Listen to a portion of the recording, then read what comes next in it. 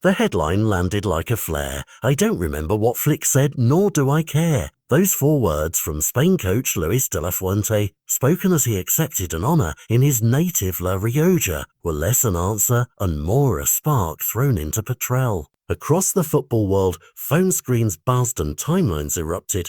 At one end sits Hansi Flick, the Barcelona coach, publicly furious that his teenage winger returned from international duty with discomfort and was then unavailable for crucial club matches, saying the player had not trained. Between fixtures and still plays 73 and 79 minutes for Spain.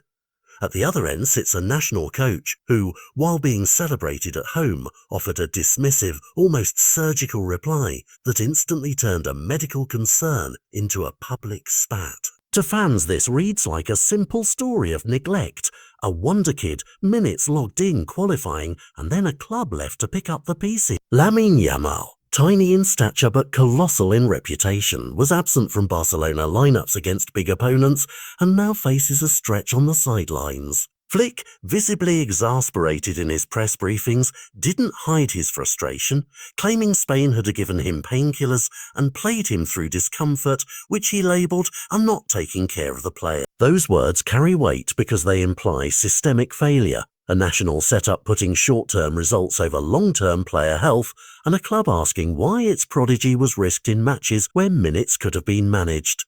But the story is messier when you look at the human moments. De la Fuente was not behind a microphone in Madrid or under the glaring lights of press rows.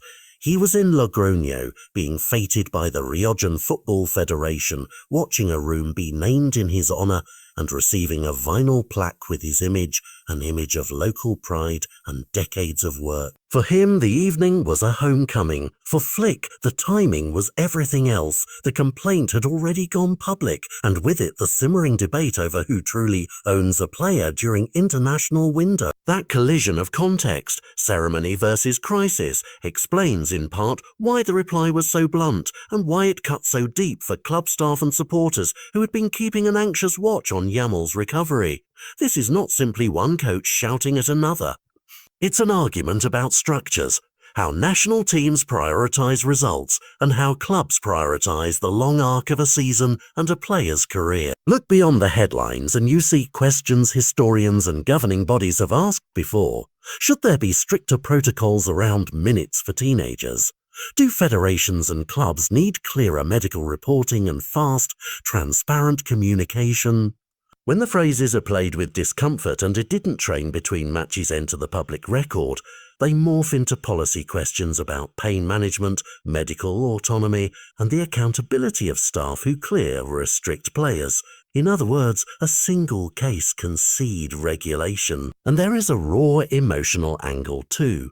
A teenager who rose overnight into superstardom, whose body is asked to perform at elite levels before his frame may be fully adjusted to the strain. For Barcelona supporters, the image of Yamal being hurried back onto the pitch will feel personal, like a parent watching an overworked child return home exhausted. For Spain's faithful, the coach is the custodian of national hopes, and fielding your best available side is a sacred duty. Each side sees the same events through different moral lenses, and that moral mismatch is what makes this story combustible.